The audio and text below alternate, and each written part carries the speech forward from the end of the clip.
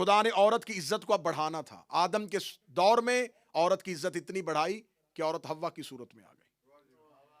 عورت حضرت ابراہیم کے دور تک جاتی جاتی اتنی معزز ہو چکی تھی کہ اللہ نے قیامت تک کے لیے مردوں پہ عورت کی سنت پہ حج کرنا واجب قرار دیا. آج صفا و مروہ پہ دوڑا جائے یا آج کعبہ کا طواف کیا جائے, یہ ساری کی ساری سنتیں کس کی ہیں؟ حضرت ہاجرہ کی. اور حضرت ہاجرہ کون تھی؟ خاتون تھی. کان صاحب آگے تشریف لیں. حضرت ہاجرہ کون تھی؟ خاتون تھی. تو خدا نے حضرت ابراہیم کے دور تک پہنچتے پہنچتے عورت کو معزز کر دیا, عورت کو اور عزت بخش دی, عورت کی توقیر میں اضافہ کر دیا. متوجہ ہیں بات کی جانب؟ جب اللہ عورت کی توقیر میں اضافہ کرتا جا رہا ہے تو اب عورت پہنچتی پہنچتی عیسیٰ کے دور میں آ گئی. حضرت عیسیٰ کے دور تک آ کے اللہ نے عورت کو اتنا معزز کر دیا, اتنا نامور کر دیا, اتنا توقیر یافتہ کر دیا کہ اللہ نے قرآن میں مریم کو عیسیٰ کی ماں نہیں کہا, عیسیٰ کو مریم کا بیٹا کہا. بسم اللہ. خدا نے قرآن میں یہ نہیں کہا اے مادر عیسیٰ, جبکہ کتنا بڑا ذلت ہے, کتنا بڑا تعارف تھا کہ نبی کی ماں ہے. اور یہ تعارف جو ہے یہ اس کی پہچان ہے کہ اس کا بیٹا نبی ہے.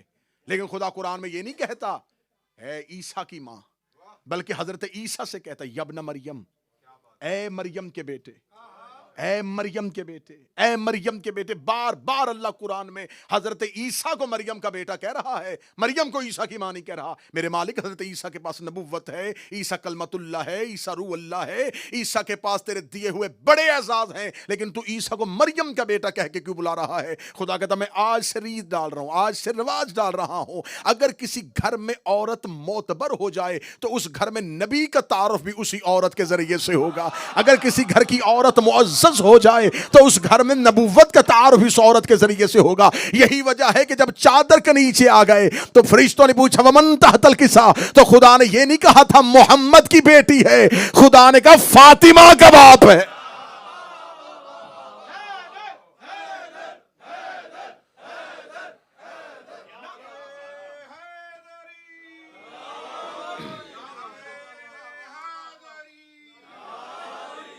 بسم اللہ سرکار. خدا نے کسی بھی دور میں اگر آج عورت مغرب کے معاشرے میں رہ کے اپنا رائٹس مان رہی ہے کہ مجھے میرے حقوق نہیں اسلام نے پورے دیے, اسلام نے سارے کے سارے حق خاتون کو دیے. کوئی بھی ایسا حق نہیں ہے جو خدا نے عورت کا رکھا ہو. ہر مذہب میں عورت کے حقوق مارے گئے ہیں, ہر مذہب عورت کا حق مارتا ہے سوائے اسلام کے. اسلام خاتون کو عزت دیتا ہے. اگر آج کی خاتون یہ کہتی ہے نا کہ میرا پردے میں رہنا یہ میرا حق مارا جا رہا ہے, مجھے مردوں کی طرح آزاد کیوں نہیں رکھا جاتا, تو آج کی عورت اندر سے یہ تسلیم کرے گی کہ ہر عزت دار چیز کو پردے میں رکھا جاتا ہے. الماریوں میں کتابیں کھلی ہوتی ہیں اور قرآن پردے میں ہوتا ہے. قرآن کو باقی کتابوں کی طرح کیوں نہیں رکھا جاتا؟ کیونکہ جو چیز باعث عزت ہو اسے پردے میں رکھا جاتا ہے. مہنگی سے مہنگی عمارتیں اریاں کھڑی ہیں اور کعبہ چادر اوڑے ہوئے ہیں. اللہ نے عورت کو جو پردہ دیا ہے یہ عورت کی عزت کی بنیاد پر دیا. اب شہزادی تک پہنچتے پہنچتے عورت اتنی معتبر ہو چکی تھی, اتنی معزز ہو چکی تھی کہ مریم کے گھر میں تو ایک معصوم رہتا تھا, اس کے گھر میں 4 بیک وقت معصوم ہے, اور پہچان یہ ہے. اب یہیں پہ مجھے تقریر کا ایک رخ بدلنا ہے اور ایک زاویہ نیا دینا ہے کہ کیا جناب سیدہ کی پہچان یا تعارف قیامت تک کے لیے رسول کی بیٹی ہونے کی وجہ سے ہے, کیا امیر المومنین کی زوجہ ہونے کی؟ اگر علی کی زوجیت کی وجہ سے بی بی معتبر ہوتی تو مولا علی کی ہر زوجہ ہی اتنی معتبر ہوتی. پھر ہر زوجہ کا حق بنتا تھا کہ وہ جناب سیدہ کے ساتھ مقابلہ کرتی کہ آپ بھی تو علی کی زوجہ ہونے کی وجہ سے باعث عزت ہیں، تو میں بھی تو علی کی زوجہ ہوں۔ اس کا مطلب ہے کہ جناب سیدہ کے پاس ایک ایسا امتیاز ہے جو معصومین کے گھر میں رہ کے اس کی پہچان ہے۔ بس وہ میں پہچان آپ کو سنانی، اور اتنے اہل علم کے سامنے میں سبق سناؤں گا اور ان سے دعا لے لوں گا۔ جناب سیدہ کو اللہ نے ایک منصب دیا ہوا ہے، اللہ نے ایک عہدہ دیا ہوا ہے۔ جناب سیدہ اس عہدے پہ بیٹھی ہے۔ رسول خدا بیٹی کے احترام میں اٹھ کے کھڑے نہیں ہو رہے، اس عہدے کی وجہ سے اٹھ کے کھڑے ہو رہے۔ شیعہ مذہب میں علماء تشریف فرمائے یہ حدیث معتبر ہے، غیر شیعہ اس حدیث کو مانتے ہیں لیکن سند کے اعتبار سے اتنا معتبر نہیں مانتے، نقل کے اعتبار سے معتبر مانتے ہیں کہ یہ نقل ہوئی ہے، سند ہماری معتبر نہیں۔ لیکن شیعہ کہتے ہیں ہماری سند معتبر ہے، یہ حدیث بالکل ٹھیک ہے، اور صرف یہ حدیث نہیں ہے، حدیث قدسی۔ علماء تشریف فرمائے بڑی مشہور حدیث قدسی کہ خدا نے فرمایا کہ میں کچھ بھی نہ خلق کرتا اگر تجھے نہ بناتا، لولاک لما خلقت الافلاک، میرا حبیب کچھ بھی نہ ہوتا اگر تو نہ ہوتا۔ حدیث یہاں تک رکی ہے بچہ، اس سے آگے حدیث چلتی ہے۔ اللہ نے صرف یہ نہیں کہا اگر کچھ بھی نہ بناتا اگر تو نہ ہوتا، فرماتا میں تجھے بھی خلق نہ کرتا اگر علی کو خلق کرنا مقصود نہ ہوتا، اور میں تجھے اور علی دونوں کو خلق نہ کرتا اگر زہرا کا خلق کرنا مقصود نہ ہوتا۔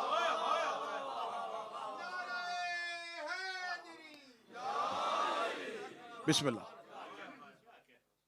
میں تم دونوں کو خلق نہ کرتا اگر سیدہ کا خلق کرنا مقصود نہ ہوتا۔ بعض لوگ سمجھتے ہیں کہ یہاں پر موازنہ کیا جا رہا ہے، نہیں، کہاں نبوت، کہاں ولایت، کہاں سیدہ، نہیں۔ ذرا اس حدیث کی معرفت کو سمجھیے گا، اس کی شرح پہ علماء نے کتابیں لکھ ماری۔ خدا نے کہا کہ یہ زمین و آسمان خلق ہوئے کس وجہ سے؟ اگر تو نہ ہوتا تو ان کو خلق کرنے کا کیا مقصد تھا؟ تو ہے، تیری وجہ سے تو نے زمین پہ جا کے بتانا ہے نا، تو تیری رسالت کو قائم کرنے کے لیے میں نے یہ زمین و آسمان خلق کیا۔ یہ حضرت آدم سے لے کے عیسیٰ تک نبی بھیجے ہیں تیری نبوت کی وجہ سے، یہ سب کچھ ہے تیری وجہ سے، اور تیری رسالت ختم ہو جاتی، یہ پیغام یہیں کا یہیں رک جاتا اگر علی نہ ہوتا۔ تو آگے اس نبوت کے نظام کو جس نے تحفظ دیا ہے اسے ولایت کہتے ہیں، اسے امامت کہتے ہیں۔ یہاں شخصیتوں کا موازنہ نہیں ہو رہا، یہاں عہدوں کی بنیاد پہ یہ حدیث کہی جا رہی ہے۔ میرا حبیب تو نہ ہوتا اگر یہ کائنات زمین و آسمان کچھ بھی نہ ہوتا اگر تو نہ ہوتا، اگر علی نہ ہوتے تو تو نہ ہوتا، تیرا پیغام رک جاتا اگر نظام امامت نہ ہوتا، نبوت اور امامت دونوں نظام رک جاتے اگر محافظہ کی صورت میں فاطمہ نہ ہوتی۔ اب اس شہزادی نے اس نظام کو بچانا ہے جو نبوت اور امامت کے درمیان کھڑی ہے۔ اللہ نے آخری خطبے میں رسول اللہ کو یہ حکم دیا، یا ایھا الرسول بلغ ما انزل الیک وان لم تفعل فما بلغت رسالہ، اگر تو نے یہ نہ پہنچایا تو تو نے کچھ بھی نہ پہنچایا۔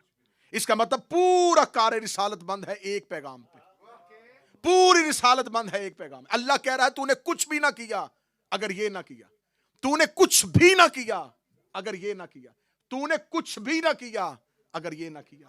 یہی ہمارا جھگڑا ہے مسلمانوں سے، امت نے باقی سب کچھ کیا بس وہ نہیں کیا جس کے لیے خدا کہہ رہا ہے، جس کے لیے اللہ کہہ رہا ہے تو نے کچھ بھی نہ کیا اگر یہ نہ کیا۔ امت نے باقی سب کچھ کیا ہے، بس وہ نہیں کیا جس کی وجہ سے خدا کہہ رہا تو نے کچھ بھی نہیں کیا۔ اب اس کا مطلب پورا کار رسالت بند ہے کس پہ؟ ایک اعلان پہ، جس اعلان کو اعلان ولایت کہتے ہیں۔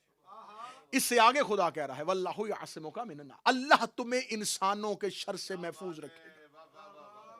آخری خطبے سے لے کے رسول کی زندگی کا 70 دن باقی ہیں، 70 دن پہ نہ نبی پہ کوئی حملہ ہو سکتا ہے، نہ نبی کو جسمانی تکلیف پہنچائی جا سکتی ہے، پھر اللہ کس چیز کی حفاظت کر رہا ہے؟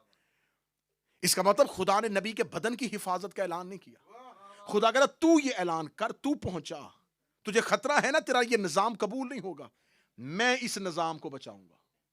اب اللہ کہہ رہا ہے میرا نبی تو نظام ولایت کا اعلان کر دے، تو قیامت تک کے لیے اپنی ہدایت کے نظام کا اعلان کر دے، میں وعدہ کرتا ہوں کہ میں اسے بچاؤں گا۔ رسول نے اعلان کر دیا، اللہ نے کروا دیا. اب اس نظام کا پہلی عہدہ علی کے پاس ہے. ابھی یہ نظام مولا علی تک پہنچا نہیں ہے. اللہ کہہ رہا پہنچا، رسول نے پہنچا دیا. خدا نے کہا میں اسے بچاؤں گا، میں بچاؤں گا. وعدہ اللہ نے کیا ہے. سطر اگلی دینے لگا ہوں. زمین پر جو اللہ نے کہا میں بچاؤں گا، اللہ کی اس میں کو زمین پہ فاطمہ کہتے ہیں. جس نے اب اس پورے نظام کو بچانا ہے، جس نظام کا نام ہے نظام ولایت، جس نظام کا نام ہے نظام امامت. یہ نبوت اور امامت کے درمیان ایک ایسی ہستی ہے جو اس نظام کو نبوت سے بچا کے امامت تک لے کے جائے گی. درمیان میں جناب سیدہ کے پاس وہ منصب ہے، کیونکہ رسول اللہ نے یہ معتبر حدیث کہی ہے. اسے مستدرک حاکم نیشا پوری نے بھی لکھا کہ رسول اللہ نے فرمایا تھا جس نے فاطمہ کو ناراض کیا اس نے اللہ کو ناراض کیا. خدا رسول اللہ نے یہ نہیں کہا جس نے اللہ کو ناراض کیا اس نے زہرا کو ناراض کیا. فرمایا جس نے اسے ناراض کیا اس نے اللہ کو ناراض کیا. اس کا مطلب اللہ کی رضا اور اللہ کی ناراضگی اللہ سے شروع نہیں ہوتی.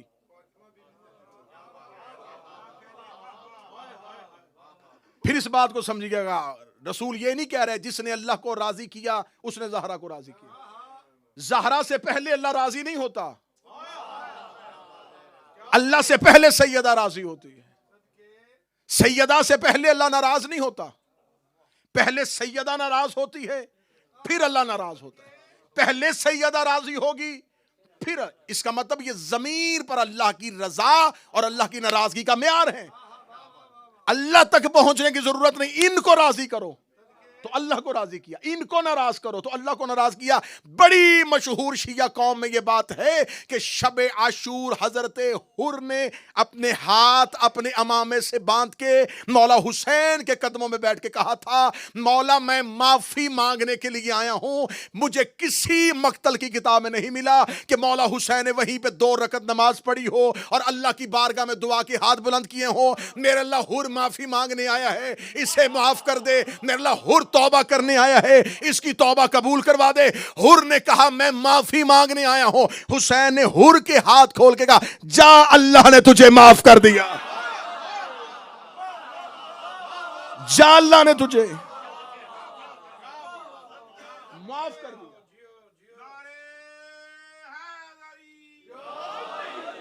تو یہ اللہ کی بنیاد پر فیصلہ حسین نے زمین پر کیسے کر دیا. ابھی تو روز محشر برپا ہی نہیں ہوا، ابھی تو قیامت کا دن آیا ہی نہیں، ابھی تو معاف کرنا اور سزا دینے کا دن ہی نہیں آیا. اور حسین کی بلا زمین پہ کہہ رہے ہیں اللہ نے تجھے معاف کر دیا. اس کا مطلب جب حسین کہہ دینا کہ اللہ نے کر دیا تو اس کا مطلب ہے اللہ نے کر دیا ہے. ہم کٹ رہے ہیں، ہم مر رہے ہیں، ہم جگہ جگہ ذبح ہو رہے ہیں، لیکن بیٹھے بڑے اچھے دروازے پہ ہیں. ہمیں خبر ہے کہ یہ ہے معیار اللہ کی رضا کا اور اللہ کی ناراضگی کا. ان کو راضی کرنا، اس کی رضا ڈھونڈنا بڑا مشکل کام ہے، اس کو راضی کرنا بڑا مشکل کام ہے. اس لیے اس نے زمین پر معیار اور ہدف اتنے آسان دے دیے. ان کو راضی کرو، جس نے انہیں راضی کیا اس نے اللہ کو راضی کیا، جس نے انہیں ناراض کیا انہوں نے اللہ کو. اب جناب سیدہ زمین پر موجود ہیں محافظہ امامت اور مدافع ولایت کی صورت میں، جس نے ولایت تک اس نظام کا تحفظ کرنا ہے. رسول اللہ کے بعد امت نے ایک اپنا نظام بنا دیا کہ ہم اس نظام کو، جس نظام کا نام نظام ولایت ہے، اسے تسلیم نہیں کریں گے. ہم ایک اور نظام بنائیں گے جسے ہم اپنی مرضی سے چلائیں گے. اب انہوں نے اس نظام کو بنانے کے لیے پوری محنت کی. مہاجرین کو ساتھ ملایا، انصار کو ساتھ ملایا، بنی امیہ کو ساتھ ملایا. ان کے وہم و گمان میں بھی نہیں تھا کہ ہم نے تو علی کو مہاجرین اور انصار سے تنہا کیا ہے، لیکن ایک طاقتور آواز ابھی علی کے پاس ہے. خان صاحب ان کے وہم و گمان میں بھی نہیں تھا کہ نبی کی بیٹی کھل کے سامنے آ جائے گی، حمایت علی میں شہزادی باہر آ جائے گی. انہوں نے تو مولا علی کو مہاجرین اور انصار اور بنی امیہ سے تنہا کر دیا. اکیلا علی اب اگر اپنے حق کے لیے آئے گا بھی تو کیسے آئے گا؟ لیکن مولا علی اپنے حق کے لیے نہیں جا رہے. شہزادی علی کے لیے جا رہے ہیں. یہ بات بی بی نے حضرت امیر حمزہ کی قبر پہ بیٹھی ہوئی تھی اور لبان نامی صحابی اپنی زوجہ کے ساتھ گزر رہا تھا. اس نے گزرتے ہوئے اس کی زوجہ نے کہا وہ امیر حمزہ کی قبر پہ بنت پیغمبر بیٹھی ہوئی ہے. صحابی نے کہا میں تو بی بی کی جلالت کی وجہ سے جا نہیں سکتا, تو جا اور جا کے سیدہ سے ایک سوال کا جواب لے. جا کے سیدہ سے کیا کہ میرا شوہر پوچھ رہا ہے کہ اگر امت نے علی کو حکومت نہیں دی تو پھر حق نہیں بنتا تھا کہ علی بھی اس حکومت کو مان لیتا. زوجہ آئی اور اس نے شہزادی کو سلام کیا اور سلام کرنے کے بعد کہا میرا شوہر پوچھ رہا ہے کہ جب لوگوں نے علی کی نہیں بیعت کی تو جس کی تھی علی نے اسے تسلیم کیوں نہیں کیا. اب یہ ہے مناظرہ, یہ ہے شہزادی کا دفاع. بی بی دے کے کہتی ہے اپنے شوہر سے جا کے پوچھ کیا تو نے غدیر میں میرے شوہر کی بیعت کی تھی کہ نہیں کی تھی. جب تم نے میرے شوہر کی بیعت کر لی تھی تو پھر تم نے اس بیعت کے بعد دوسری بیعت کیوں کی. وہ پلٹ کے واپس آئی, اس نے اپنے شوہر کا جواب دیا. جواب ایسا تھا اس کا بدن کانپنا شروع ہوا. اور وہ سوال جو آج سوشل میڈیا پہ کیا جاتا ہے یہ رسول کی بیٹی سے ہوا. اسے کہا آپ جا کے رسول کی بیٹی سے پوچھ اگر حق علی کا تھا علی نے آپ کو کیوں دربار میں بھیجا, علی خود کیوں نہیں دربار میں آئے. آ جاتے علی دربار میں تو ہم بھی علی کا ساتھ دے دیتے. حق علی کا تھا امامت اور خلافت, علی خود باہر نہیں آئے, علی نے آپ کو دربار میں کیوں بھیج دیا. زوجہ پھر واپس آئی اور کہتی میرا شوہر کہتا ہے اگر خلافت علی کا حق تھا تو علی اپنے حق کے لیے خود باہر کیوں نہیں آئے. اتنا کہنا تھا بی بی نے سر اٹھا کے کہا اپنے شوہر سے پوچھ, تو نے میرے بابا کی حدیث نہیں سنی. میرے بابا نے کہا تھا علی کی مثال امت میں کعبے کی ہے. کعبہ طواف کروانے نہیں جاتا, لوگ طواف کرنے کے لیے آتے.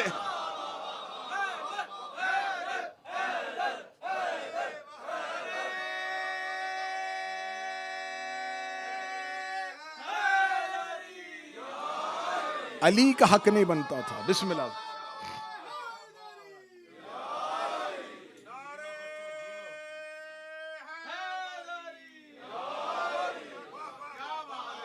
علی کا حق نہیں بنتا تھا کہ وہ اپنی بیعت کے لیے جاتے. یہ امت کا حق تھا, یہ امت کا حق تھا. زمین پر اگر امام کو زمینی اقتدار نہ دیا جائے تو اس کی کوئی بھی دلیل نہیں ہے کہ اس کے پاس اگر زمینی حکومت نہیں ہے تو اس کے پاس اللہ کی خلافت نہیں ہے. اللہ کا خلیفہ ہونے کے لیے زمین پر حکومت کرنا ضروری نہیں. ہاں یہ امت کا حق بنتا ہے کہ وہ اللہ کے خلیفہ کو زمین پر بھی حکومت دے. لیکن اگر امت اللہ کے خلیفہ کو زمین پر حکومت نہیں دیتی تو اس کا زمین پر حکمران نہ ہونا اس بات کی دلیل نہیں ہے کہ وہ خلیفۃ اللہ نہیں. اگر یہی دلیل ہے تو حکومت فرعون کے پاس تھی, نبی موسیٰ کیوں تھے؟ اگر یہی دلیل ہے تو حضرت یوسف قید خانے میں ہے, حکومت عزیز مصر کے پاس. کسی کا تخت پہ بیٹھ جانا اس کے خلیفہ اللہ ہونے کی دلیل نہیں ہے. نبی قید خانے میں بھی ہو نبی ہوتا ہے, نبی زندان میں بھی ہو نبی ہوتا ہے, امام جس بھی حالت میں ہو امام ہوتا ہے. امت میں اور امام میں اتنا فرق ہے کہ جب امت کا شخص خلیفہ بنتا ہے علی واسطے, جب وہ گھر سے نکلتا ہے تو عام مسلمان ہوتا ہے. مسجد میں آ کے لوگ اس کی بیعت کرتے تو وہ خلیفہ بن جاتا ہے. اس کا مطلب یہ خلیفہ کب بنا؟ بیعت کی وجہ سے. بیعت کنہوں نے کی؟ مسلمانوں نے. جب گھر سے چلا تو عام مسلمان تھا, ایک عام فگر. بیعت کی تو خلیفہ بن گیا. امام گھر سے چلے تب بھی امام, مسجد میں آ کے 2 رکعت پڑھ کے واپس چلا جائے, کوئی سلام بھی نہ لے تب بھی امام. تو لوگوں کا بیعت کرنا اس کی امامت پہ دلیل نہیں. ہاں لوگوں کا بیعت کر لینا ان کے مسلمان ہونے پہ دلیل ہے. ان کے اسلام کے قوی ہونے کی دلیل یہ ہے کہ انہوں نے امام کی بیعت کی. تو ضروری نہیں تھا امام کے لیے زمینی حکومت اور زمینی خلافت کا ملنا. اب بات کو میں ختم کر لوں گا. جب جناب شہزادی سیدہ دربار میں گئی ہیں تو پھر بی بی نے جو تقریر کی ہے وہ خطبہ ضرور پڑھیے گا. یہ شہزادی کی تقریر, زندگی میں ایک دفعہ خطبہ فدق ضرور پڑھیے گا. بی بی دربار میں, اور بی بی نے دربار میں آ کے سب سے پہلا جملہ کہا, مجھے پہچانو میں فاطمہ ہوں. اعلموا انی فاطمہ, مجھے پہچانو میں فاطمہ ہوں.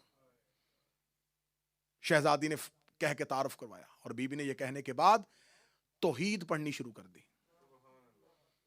سطر میں مجمع کے حوالے کرنے لگا ہوں. بی بی رسول اللہ کے جانے کے بعد دربار میں مسلمانوں اور صحابیوں کے مجمع میں ایسے توحید پڑھ رہی تھی جیسے رسول نے مکہ میں کافروں کے درمیان پڑھی تھی. اس مجمع کے سامنے اللہ پڑھا جا رہا تھا جو لا الہ کے قائل تھے. بی بی نے پہلے دن سے پھر محنت شروع کی. بی بی نے پڑھنا شروع کیا. آؤ میں تمہیں بتاؤں توحید کیا ہے, اللہ کیا ہے. ایک بندے نے بھی یہ نہیں کہا کہ بی بی ہمیں کیا بتا رہی ہے, ہم تو پہلے مسلمان ہیں. شہزادی توحید پڑھتی پڑھتی پڑھتی بی بی نے پھر اللہ کی عبادتوں کے واجب ہونے کی دلائل دینے شروع کیا. بی بی نے کہا اللہ نے ایمان کو اس لیے بھیجا تاکہ تمہیں شرک سے پاک کرے. اللہ نے نماز کو اس لیے بھیجا تاکہ تمہیں تکبر سے پاک کرے. اللہ نے روزے کو اس لیے بھیجا تاکہ تمہارے نفوس کو طہارت بخشے. اللہ نے زکوٰۃ کو اس لیے واجب کیا تاکہ تمہارے اموال کو پاک کر سکے. اللہ نے حج کو اس لیے واجب کیا تاکہ دین کا استحکام اور دین کا رعب پیدا کر سکے. یہ کہنے کے بعد بی بی کہتی اللہ نے ہماری اطاعت کو اس لیے واجب کیا تاکہ اس امت کا نظام قائم رہ سکے. یہ کہہ کے بی بی کہا اللہ نے ہماری امامت کو اس لیے واجب کیا تاکہ امت کا اختلاف ختم ہو سکے. بی بی نے کہا اللہ نے نماز کیوں واجب کی, روزہ کیوں واجب کیا, زکوٰۃ کیوں واجب کی. نماز واجب ہونا یہ شہود ہے, کیوں واجب ہونا یہ غیب ہے. نماز واجب ہے یہ سارے مانتے ہیں, کیوں واجب ہے یہ صرف وہ جانتا ہے. اس نے نماز کیوں واجب کی, اس نے روزہ کیوں واجب کیا, اس نے زکوٰۃ کیوں واجب کی, یہ کیوں کا سوال وہ دے سکتا ہے جس نے واجب کیا. نبی نے واجب کی اور امت نے مان لی. نبی نے پڑھی ہے, ہم نے پڑھنی ہے. بی بی نے دربار میں آ کے یہ نہیں بتایا کہ نماز واجب ہے, روزہ واجب ہے, زکوٰۃ واجب ہے, حج واجب ہے. یہ ساری باتیں نبی بتا کے گئے تھے. بی بی نے دربار میں آ کے بتایا کیوں واجب ہے, نماز کیوں واجب ہے, روزہ کیوں واجب ہے. بی بی نے دربار میں وہ نہیں بتایا جو یہ جانتے تھے, بی بی نے دربار میں وہ بتایا جو صرف وہ جانتا تھا.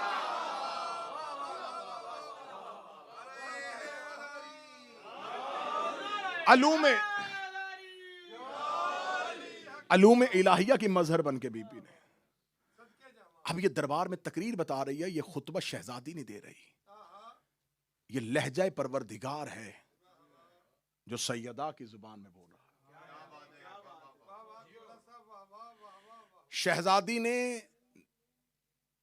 پھر اگلا جملہ, آخری جملہ کہا. بی بی نے کہا اللہ نے ہماری اطاعت کو واجب کیا اور ہماری امامت کو واجب کیا.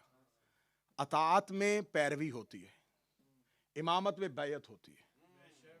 بی بی نے کہا اللہ نے اطاعت بھی ہماری واجب کی ہے, امامت بھی ہماری واجب کی. سامنے سے ایک بندے نے نہیں پوچھا کہ بی بی تو کہہ رہی اللہ نے ہماری امامت واجب کی جبکہ ہم نے تو خلیفہ بنا لیا ہے. ان کے سامنے بی بی کہہ رہی اللہ نے ہماری امامت کو واجب کیا ہے, ہماری اطاعت کو واجب کیا. اور یہ اکیلی شہزادی تقریر نہیں کر رہی, پیچھے علی کھڑے ہیں. بی بی کہہ رہی اللہ نے ہماری اطاعت کو واجب کیا اور ہماری امامت کو واجب کیا. اطاعت میں پیروی ہوتی ہے, امامت میں بیعت ہوتی ہے. بی بی نے دربار میں کھڑے ہو کے قیامت تک کا جھگڑا ختم کر دیا. بی بی نے کہا جس کی پیروی کی جائے نا اس سے گواہ نہیں مانگے جاتے, اور جس کی بیعت کی جائے نا اس سے جنگ نہیں کی جاتی. نہ ہم سے گواہ مانگے جا سکتے ہیں, نہ ہم سے گواہ مانگے جا سکتے ہیں, اور نہ ہی ہم سے جنگ کی جا سکتی. شہزادی کی تقریر آیت اللہ کاظم قزوینی جنہوں نے شہزادی پہ بڑی معتبر کتاب لکھی, انہوں نے جب بی بی کا یہ خطبہ لکھا نا تو خان صاحب انہوں نے بڑا خوبصورت خطبہ لکھا. انہوں نے کہا جب بی بی نے پھر اپنی ملکیت کا مطالبہ کیا تو بی بی نے 40 آیتیں قرآن کی پڑھی جو وراثت کے حق میں آئی تھی. کاظم قزوینی کہتے ہیں کہ جب بی بی خطبے کے دوران آیتیں پڑھ رہی تھی تو بی بی کی تقریر اتنی مؤثر تھی کہ جب وہ دوران تقریر آیت پڑھتی تھی تو پتہ ہی نہیں چلتا تھا کہ کہاں فاطمہ چپ ہو رہی ہے اور اللہ کی آیت شروع ہو رہی ہے.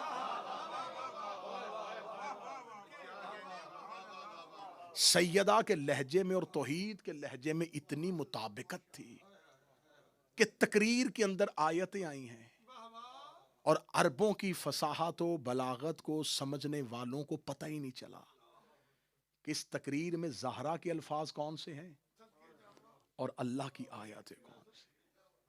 اس انداز سے بی بی نے ایک جامع خطبہ ارشاد فرمایا. یہ خطبہ سیدہ کا صرف ایک جاگیر کا خطبہ نہیں تھا, آج ہم پہ سوال کیا جاتا ہے سوشل میڈیا پہ کہ صرف چند باغات کے لیے، تھوڑی سی جاگیر کی ملکیت کے لیے خاتون جنت یہ سوال کیسے کر سکتی ہیں؟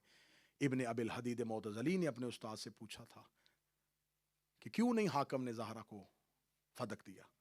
اس نے کہا دے دیتا، لیکن اگر جاگیر فدق دے دیتا تو زہرا اسی سوال پہ نہ رکتی، سیدہ اگلا سوال علی کی خلافت کا کر دیتی۔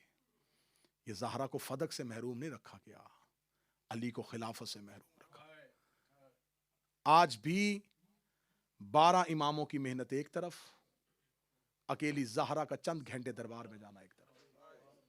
میں مصائب کی صورت میں نہیں، آپ کو اس جملے کی حقیقت بتاؤں کہ آج بھی پوری دنیا میں میرے باعزت دوست احباب تشریف فرما ہے، علماء و ذاکرین تشریف فرما ہے، کسی نئے شیعہ بندے سے پوچھیں، کسی بھی بندے سے، آپ کے دوستوں میں سے کوئی شیعہ ہو، آپ کے علاقے میں کوئی شیعہ ہوا ہو، آپ کے شہر میں کوئی شیعہ ہو، کسی نئے شیعہ بندے کو جا کے پوچھو کہ کیا تم مولا علی کی جنگیں پڑھ کے شیعہ ہوا ہے، امام حسن کا دسترخوان سن کے شیعہ ہوا، امام حسین کی شہادت سن کے شیعہ ہوا؟ وہ کہے کہ ان سب کا درد ہے، لیکن میں شیعہ ہوا ہوں زہرا کا حق پڑھ کے۔ آج بھی 12 کی محنت ایک طرف، اکیلی کی محنت ایک طرف۔ جو کہتے کیوں گئی تھی، قیامت تک کے لیے ہر راہ حق پہ آنے والا بتا رہا ہے کہ کیوں گئی تھی۔ اس سوال کا جواب آج تک امت نہیں دے سکی کہ کیوں گئی تھی۔ قبلہ مبلغ اعظم مولانا اسماعیل نے اپنی مناظروں پہ مشتمل ایک کتاب لکھی، فتوحات شیعہ، جس میں انہوں نے اپنے تمام مناظروں کا تفصیلی تذکرہ کیا کہ کس کس مناظرے میں کیا کیا ہوا تھا۔ ان کے ساتھ جو ان کے شاگردان ہوتے تھے وہ قبلہ کا مناظرہ قلم بند کرتے تھے۔ انہوں نے قبلہ کی زندگی میں ہی ایک کتاب ترتیب دی جو قبلہ کے بعد پھر شائع کی گئی، فتوحات شیعہ، جس میں قبلہ کے جتنے معتبر مناظرے تھے ان کو نقل کیا گیا۔ اس میں قبلہ کا ایک مناظرہ لکھا ہوا ہے جو مناظرے کا موضوع تھا حق زہرا۔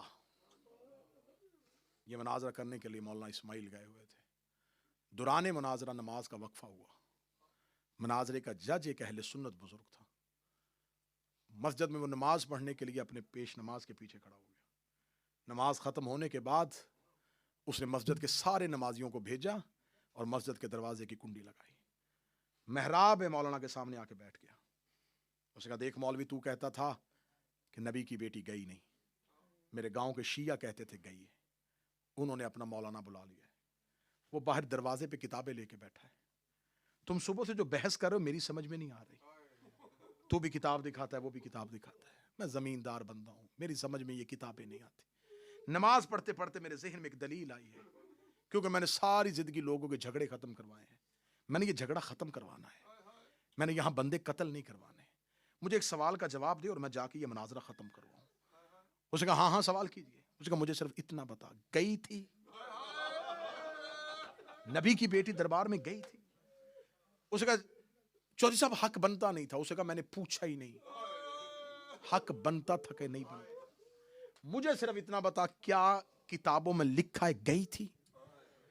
کہتا چودھری عاشق حسین مجھے مناظرہ کرنے دے، میں مولوی کو ہرا دوں گا، میں قرآن سے دلیلیں دوں گا۔ بالکل یہ حق نہیں بنتا تھا، جو نبی چھوڑ کے جاتے ہیں وہ میراث نہیں ہوتی۔ اس نے کہا چھوڑ ساری بات، گئی تھی؟ اس نے کہا ہاں گئی تھی۔ اس نے ہاتھ سینے پہ رکھا، اس نے کہا میرا دل ڈوب رہا ہے، مجھے جلدی بتا واپس خالی آئی تھی یا کچھ لے کے آئی تھی؟ اتنا جملہ کہنا تھا، اس کی آواز آئی خالی تھی۔ اس لیے خالی گئی کہ بنتا نہیں تھا۔ وہ ٹھنڈی آہ بھر کے اٹھا، اٹھنے کے بعد کہنے لگا میرے مرنے کے بعد میری بیٹی گاؤں کے کسی کمی کے دروازے پہ چلی جائے اور جا کے کہے میں چودھری عاشق حسین کی بیٹی ہوں، مجھے بتاؤ اس کو دو گے یا خالی بھیجو گے؟ کہتے دیں گے، بیٹی جو تیری ہے۔ چیخ مار کے کہنے لگا میری بیٹی کا حیا کرتے ہو؟ مصطفیٰ کی بیٹی کا کسی نے حیا نہیں کیا؟ روتا ہوا چیخے مارتا ہوا باہر ڈیرے پہ آیا. مبلغ اعظم اپنی کتابوں کی ترتیب لگا رہے تھے. آکے مولانا اسماعیل کے قدموں بیٹھ کر مولوی اسماعیل کتابیں بند کر دے, میں نے مناظرہ نہیں کروانا, مجھے پتہ چل گیا نبی کی بیٹی کے ساتھ ظلم ہوا تھا. یہ کہنے کے بعد کہنے لگا میرا ایک چھوٹا سا کام کر دے, میری موت آسان ہو جائے گی, میرا مرنا آسان ہو جائے گا. مجھے صرف اتنا بتا وہ جس جاگیر کا سوال کرنے کے لیے گئی تھی اس کی مالیت کتنی تھی, وہ رقبہ کتنا تھا. مولانا اسماعیل کہنے لگا کیا کرے گا تو؟ کہنے لگا زمینیں بیچوں گا, گھر بیچوں گا, بیٹیوں کے زیور بیچوں گا, تیرے ساتھ چلا جاتا ہوں, مجھے کسی سید کے دروازے پہ لے جا, میں جا کے کہتا ہوں 1400 سال پہلے تمہاری دادی کے دربار میں گئی تھی, انہوں نے نہیں دیا تھا, میں واپس لے کے آیا ہوں. مولا اسماعیل نے اس کے گلے میں باہیں ڈالی. روکے کا سوال جاگیر کا نہیں ہے, جب گئی تھی تو سر کے بال سفید تھے, جب واپس آئی ہے رو رو کے کہہ رہی تھی بابا تیری امت نے مجھے میراث سے محروم کر دیا. گزر گئی زندگی زہرا کی روتے روتے, گزر گئی زندگی سیدہ کی روتے روتے. شہزادی کی حیات طیبہ بوقت شہادت کتنی تھی جتنی کربلا میں حسین کے اکبر کی عمر تھی. میں مصاحب نہیں, میں 2 جملے پڑھوں گا. اللہ نہ کرے, اللہ نہ کرے, اللہ نہ کرے حاکم بدہان میں ممبر پہ شب جمعہ اتنے ماتمیوں کے سامنے رو کے دعا کر لوں, میرا اللہ کسی کی اولاد چھوٹی ہو تو ماں نہ مرے, اولاد چھوٹی ہو ماں نہ مرے. اللہ نہ کرے, اللہ نہ کرے اولاد چھوٹی ہو باپ مر جائے, ماں بچے پال لیتی ہے. اولاد چھوٹی ہو اور ماں مر جائے, باپ سے بچے نہیں پالے جاتے. جتنی کربلا میں حسین کی اکبر کی عمر تھی.